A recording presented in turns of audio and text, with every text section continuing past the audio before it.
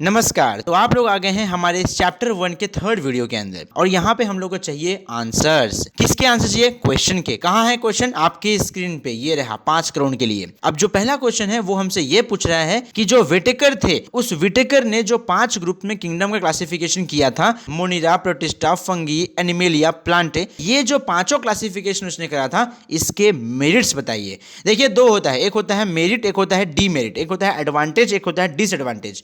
तो मेरिट मतलब होता है अच्छाइयां, खूबियां बताइए। तो बस बताते हैं अब यहाँ पे विटेकर की क्या खूबियां हैं। तो आइए जानते हैं कि इस क्वेश्चन के आंसर में हम लोग क्या कुछ लिख सकते हैं। सबसे पहले मैं यहाँ पे आप लोग को यह बता देना चाहता हूं कि जो विटेकर ने क्लासिफिकेशन किया था ऑर्गेनिज्म का, उसके अंदर मेरिट्स भी हैं और डीमेरिट्स भी हैं। लेकिन अगर हम लोग ज्यादा ना सोचें, सिर्फ विटेकर की भावनाओं को समझें, तो हम यहाँ पे पाते हैं कि जो विटेकर ने मेथड दिया है क्लासिफिकेशन जो करा है ऑर्गेनिज्म का, ये बहुत ही ज्यादा सिंपल और बहुत ज्यादा आसान है, कॉम्प्रहेंसिव है, बहुत ज्यादा इजी है। ये हमें बताता है कि किस तरीके से ऑर्गेनिज्म का इवोल्यूशन हुआ है। इवोल्यूशन समझते हो क्या होता है? इवोल्यूशन मतलब जैसे हम लोग, हमारे पूर्वज क्या थे? हमारे पूर्वज बंदर थे। मतलब हम जो इंसान आज बने हुए हैं, कहां से बने हुए हैं? बंदरों से बने हुए हैं। बंदर से इंसान का बनना, यही प्रक्रिया कहलाती है इवोल्यूशन। ये जब हम विटेकर के क्लासिफिकेशन मेथड को पढ़ते हैं, समझते हैं, तो हम ये जान जाते हैं, हम ये समझ जाते हैं कि किस तरीके से इवोल्यूशन हुआ है। तो बस इस क्वेश्चन में आपको इतना ही लिखने का है। अब आते हैं अगले क्वेश्चन के ऊपर। अगला क्वेश्चन हमसे ये पूछ रहा है कि ये जो वायरसेस होते हैं,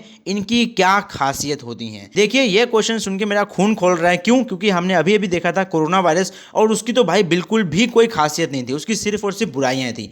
लेकिन क्वेश्चन ने क्या पूछा है हमसे? क्वेश्चन ने हमसे पूछा है खासियत बताओ वायरसेस की। लेकिन अगर हमारे एग्जाम में इस तरह से क्वेश्चन आ जाएगा तो हम उसे खाली छोड़ के तो नहीं आ सकते, हमें वहां कुछ ना कुछ तो भरना ही पड़ेगा, क्योंकि मार्क्स चाहिए। तो सबसे पहला पॉइंट आपके स्क्रीन पे, पहले हम बात करेंगे इनके आकार के बारे में। जो वायरसेस होते हैं ये इतने ज्यादा छोटे होते हैं कि क्या बताऊं मैं। इनका जो साइज होता है ये होता है 10 नैनोमीटर से लेके 100 नैनोमीटर तक। नैनोमीटर का मतलब होता है 10⁹, मतलब 10 के पावर में जब 9 आ जाता है तो उसे हम लोग बोलते हैं नैनोमीटर। तो ये जो वायरसेस होती है इनकी साइज इतनी छोटी होती है कि ये 10 नैनोमीटर से 100 नैनोमीटर के बीच में आते हैं। देखिए आपके किताब में एक और बात मेंशन की गई है जो कि गलत है। आपके किताब में ये मेंशन किया गया है कि जो वायरसेस होते हैं ये नॉन लिविंग होते हैं, लेकिन ऐसा बिल्कुल नहीं है, ऐसा कतई नहीं है। ये जो वायरसेस होते हैं ये लिविंग और नॉन लिविंग इन दोनों के बीच वाले होते हैं, इन दोनों का बॉर्डर होते हैं। जैसे कुछ लोग नहीं होते हैं जो ना तो मेल होते हैं ना तो फीमेल होते हैं, वो बीच वाले होते हैं।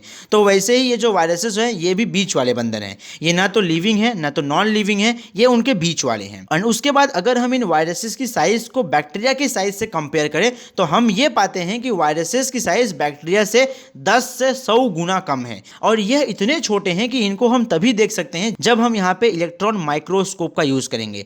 अगर हमने नॉर्मल और सिंपल माइक्रोस्कोप यूज किया तो खत्म, कहानी खत्म है, फिर हम वहां पे देख ही नहीं पाएंगे इनको। अब इतनी सारी बातों को बताने के बाद भी कुछ लोग कभी कभी ऐसा मान लेते हैं कि जो वायरसेस होते हैं ये नॉन लिविंग होते हैं। क्या कर सकते हैं, यहाँ पे सबकी अपनी अलग अलग सोच है। ये जो वायरसेस हैं ये इंडिपेंडेंट पार्टिकल हैं, ये स्वतंत्र हैं, इनको कोई बाधा नहीं है, इनको कोई रुकावट नहीं है। अगर इनको स्कूल नहीं जाना है तो ये नहीं जाएंगे, इनको कोई बोलने वाला नहीं है, इनका कोई माँ बाप नहीं है, नहीं माँ बाप हैं लेकिन ऐसा बोलने वाला कोई नहीं है यहाँ पे इनको। ये जो वायरसेस होते हैं ये मोटी चमड़ी के बने होते हैं। ये जो मोटी चमड़ी है इसे आप रिप्लेस कर दीजिए प्रोटीन कोड से, यानी कि ये जो वायरसेस होते हैं ये बने होते हैं प्रोटीन कोड से, और इनका ये प्रोटीन कोड बना होता है डीएनए और आरएनए की मदद से। यहाँ पे सवाल आता है कि यार ये जो वायरसेस हैं आप बता रहे हैं कि ये नॉन लिविंग है, ये लिविंग और नॉन लिविंग के बॉर्डर में आते हैं, मतलब देखा जाए तो कहीं ना कहीं ये हल्के हल्के नॉन लिविंग है। ये जब जिंदा ही नहीं है तो ये सर्वाइव कैसे कर रहे हैं?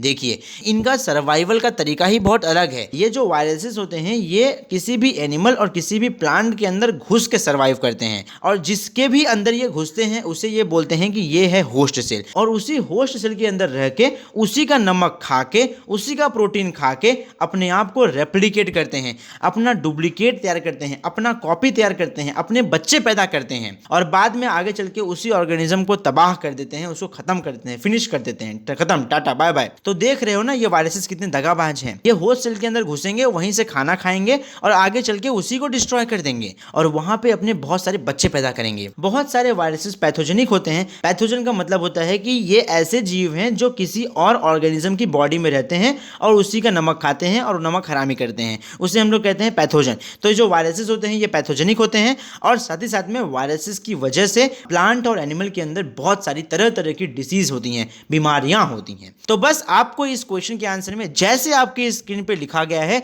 यही 6-7 पॉइंट आपको लिखने का है और बस जैसे ही आप लोग ये 6-7 पॉइंट लिख देते हैं आपको पूरा मार्क्स मिल जाएगा। और मुझे जितना लग रहा है आपके एग्जाम में ये क्वेश्चन आने के चांसेस थोड़े ज्यादा हैं। तो करना क्या है, आपको सब कुछ किया कराया है, आपको खाली निकालना है अपना कॉपी और कलम और ये सारी चीजें जो आपकी स्क्रीन पे है इसे अपनी कॉपी में छाप देना है और उसे 2 बार पढ़ लेना है। समझ तो आपको यहाँ पे आ ही गया है। अब बढ़ते हैं अगले क्वेश्चन के ऊपर। क्वेश्चन है explain the nutrition in fungi. यह फंगी किस प्रकार से अपने खाने को बनाता है, किस प्रकार से ये अपना जीवन यापन करता है। आइए देखते हैं इसके आंसर में हम लोग क्या कुछ लिख सकते हैं। सबसे पहली बात आप लोग ये समझिए फंगी होता क्या है। देखिए दुनिया में 2 प्रकार के ट्रॉफिक होते हैं, एक होते हैं ऑटोट्रॉपिक, एक होते हैं हेटरोट्रॉपिक। ऑटोट्रॉपिक ऐसे एनिमल होते हैं जो अपना खाना खुद ब खुद बनाते हैं और हेटरोट्रॉपिक ऐसे ऑर्गेनिज्म होते हैं जो अपने खाने के लिए दूसरे पर डिपेंडेंट होते हैं, जैसे कि तुम लोग। लेकिन एक और प्रकार का ट्रॉपिक होता है जिससे हम लोग बोलते हैं सेप्रोट्रॉपिक और सेप्रोट्रॉपिक के अंदर जो ऑर्गेनिज्म आते हैं उसे हम लोग कहते हैं सेप्रोफाइटिक एनिमल।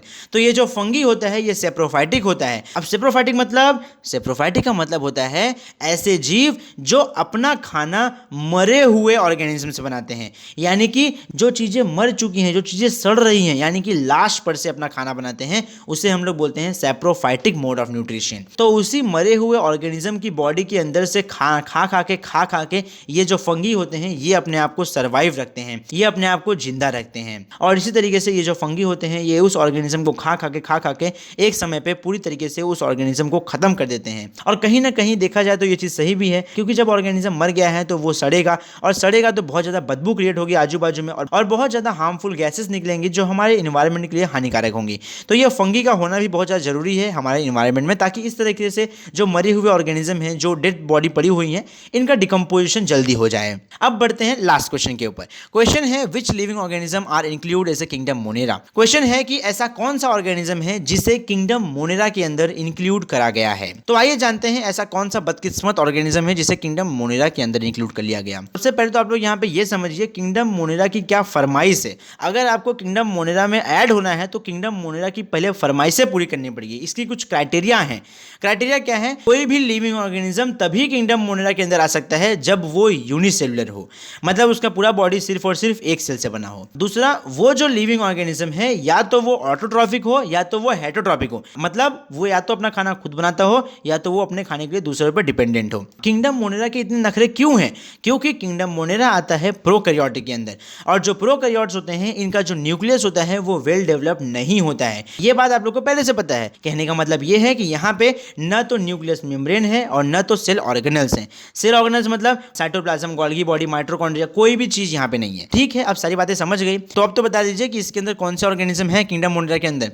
बिल्कुल, किंगडम मोनेरा के अंदर हर एक प्रकार के बैक्टीरिया है, चाहे कोई भी बैक्टीरिया हो, कौन सा ही बैक्टीरिया होने दो, सारे बैक्टीरिया किंगडम मोनेरा के अंदर आएंगे। दूसरा, सारे अलगे नहीं, सिर्फ और सिर्फ एक अलगे, नीला हरा अलगे, ब्लू ग्रीन अलगे, ये अलगे भी किंगडम मोनेरा के अंदर आएगा। इस वीडियो के लिए इतना ही। वीडियो में जो भी चीजें बताई गई हैं ये सारी बातें आई होप आप लोगों को समझ में आ गई रहेंगी। अगर आप लोगों को समझ में आ गई हैं इन सभी को अपने कॉपी में नोट कर लो, लिख लो, ताकि आपको एग्जाम टाइम पे प्रॉब्लम ना हो। और अगर आप लोग को कोई भी लाइन समझने में तकलीफ हुई है तो आप लोग वीडियो को फिर से देख लीजिए, आपको समझ में आ जाएगा। अदरवाइज कमेंट बॉक्स तो आप लोग के लिए खुला ही है, आप लोग करिए कमेंट। एंड अगर आप लोग को हमारी वीडियो से कुछ वैल्यू सीखने मिली है तो फटाफट चैनल को सब्सक्राइब करो यार। और साथ ही साथ में इस वीडियो को अपने उन दोस्तों के साथ शेयर करो जिन लोगों को इन क्वेश्चंस के आंसर को समझने में तकलीफ आ रही है, प्रॉब्लम आ रही है। अब इसके आगे के कंटेंट के साथ में हम मिलते हैं आपसे नेक्स्ट वीडियो में। As usual, thank you for watching. जय हिंद, राधे राधे।